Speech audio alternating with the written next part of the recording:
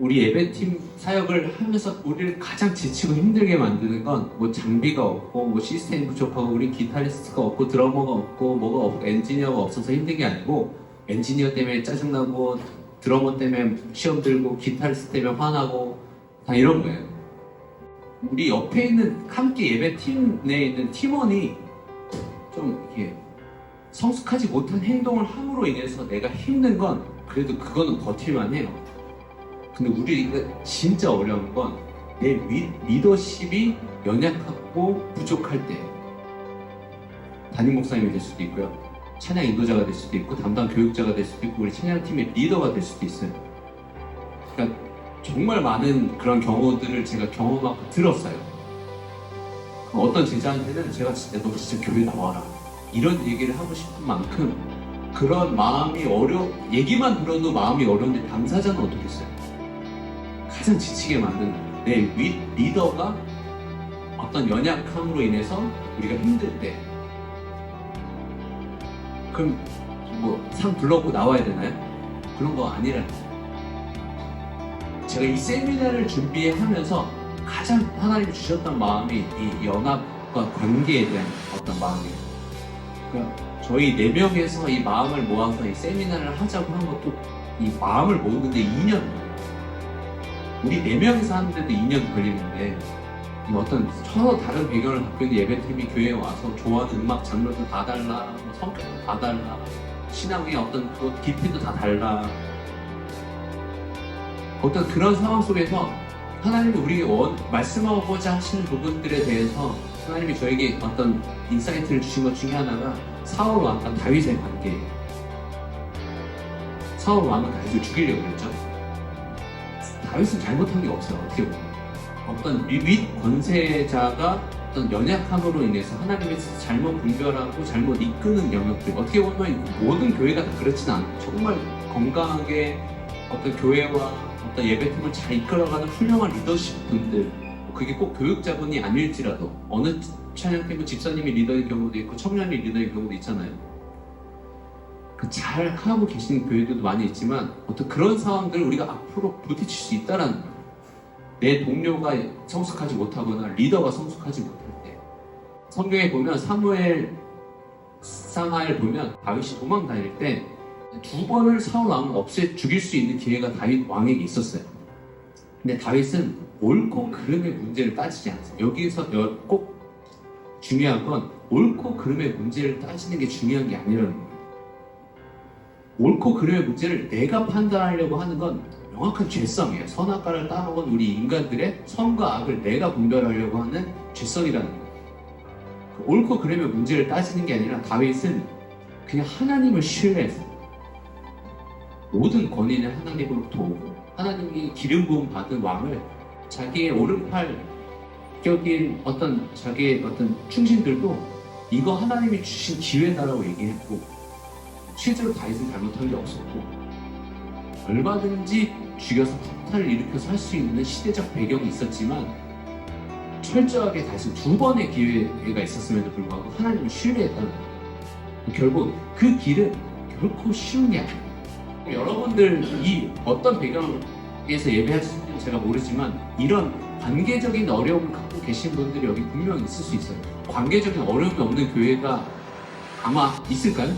자, 그러면 그런 상황이 앞으로 왔든 내가 지금 겪고 있든 하나님 우리에게 원하시는 건 더 높은 차원의 예배를 드리기 원하신다는 거예요. 다윗이란 존재는 어떤 예배자의 롤 모델이잖아요.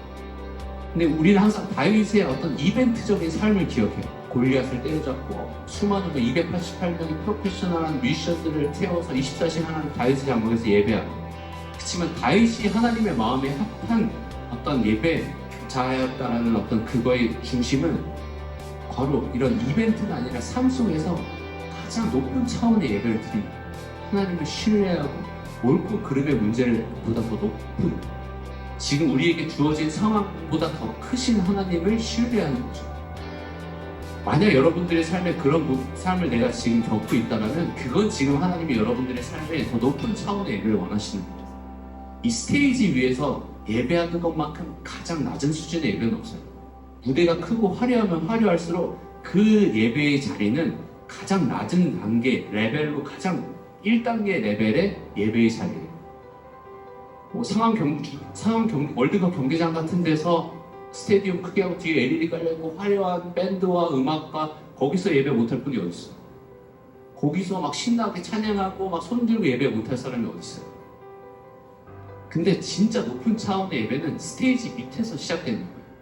하나님이 우리 삶에 더 높은 차원의 예배를 드리는 어떤 콜링의 사인을 그렇게 받아들이시면 조금 그 상황들을 돌파하시는 게 좀 도움이 되실 거예요. 그리고 하나님을 더 신뢰하는 거예요. 그 상황 속에서 하나님, 내가 원하는 만큼의 어떤 예배, 음악과 어떤 사역이 이루어지지 않을 수 있어요. 그러면 그 자리에서 내가 잘못된 리더십이나 잘못된 지체들로 인해서 그 상황을 돌파할 수 있는 유일한 단 한 가지의 방법은 그거는 내가 죽는 거예요. 내가 죽는다라는 표현은 결국 십자가 복음을 앞에 내가 직면해야 된다는 얘기예요. 어떻게 내가 죽는 거냐면 그 죽는 건 오직 십자가 복음을 통해서만 가능한 거예요. 물론 여기에 십자가 복음을 정확하게 알고 그걸 살아내는 분도 있겠지만 모르시는 분들을 위해서 이야기하자면 나에게 죄된 옛 자아가 살아있는 채 가능한 연합은 존재하지 않아요. 이건 우리들끼리도 마찬가지고 여러분들 예배팀도 마찬가지고 여러분들의 교회도 마찬가지고 우리의 옛 자아는 항상 내 것을 추구해요. 그럼 내 자아는 어떻게 죽이냐?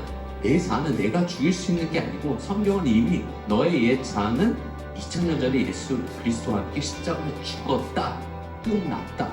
그건 죽여야 되는 존재가 아니라 이미 죽은 것을 믿는 거예요. 그래서 갈라디아서 2장 20절에 이렇게 써놨죠. 내가 그리스도와 함께 십자가에 못 박혀 죽었느니 이제는 내가 사는 게 아니라는 거예요. 우리의 옛 자아는 내가 어떤 제절을 하고 기도 생활하고 막 이렇게 해서 죽여야 되는 존재가 아니라 이미 그리스도와 함께 십자가에 못 박혀서 끝난 거예요. 죽은 나 대신에 이제 예수 그리스도가 성령으로 내 안에 오셔서 사는 거예요. 그 진리를 믿느냐 못 믿느냐 이 믿음 하나를 하나님 우리에게 요구하시는 거예요. 결국 예배팀 안에서의 관계적인 문제의 어려움들은 내가 죽어야 돼. 내가 죽어야 되는 자리. 내가 죽었음을 결론 짓는 거예요. 여러분들 세상 없는 연주 스킬과 어떤 톤 메이킹을 다 가져도 이 복음 위에 서 있지 못하면 굉장히 심각한 상황이 펼쳐지는 거예요. 만약에 내가 리더십의 위치라면 그러면 팀원들에게 이 방향을 제시해야 돼요. 우리가 물론 콘티 연습 열심히 해야 되겠지만 우리가 진짜 십자가 복음 앞에 내 자아가 이미 그리스도와 함께 십자가에 죽었고 내 안에 예수가 산다라는 이 진리 위에서 예배해야 된다는 거예요. 그러면 예배의 음악 위에서 일하시는 하나님을 실제 예배 현장에서 경험하실 그 돌파를 경험하실 수가 있어요. 우리는 성경을 통해서 다윗과 사울의 이야기를 통해서 우리는 이미 알아요. 다윗의 삶에 사울이 죽을 때까지 살아나는가요? 그렇지 않아요. 결국 하나님은 다윗을 더 높은 자리에서 많은 예배자들을 일으켜서 또 예배를 할 수 있게끔 그 왕의 자리에 세우셨어요. 여러분들이 꼭 오늘 가져간 여러 귀한 예배자분들이 갖고 있는 어떤 팁도 가져가시겠지만 꼭 여기 오셔서 가져가셨어야 되는 하나는 이 내가 죽고 예수로 사는 십자가 복음을 이 진리 위에서 여러분들이 예배하실 수 있어야 된다는 거예요. 이거 전하려고 이 세미나를 여는 거예요. 그리고 오늘도 내일도 우리는 이 진리를 결론 지으면서 사는 거예요. 날마다 십자가를 지고 주님이 가신 그 길을 따라가요.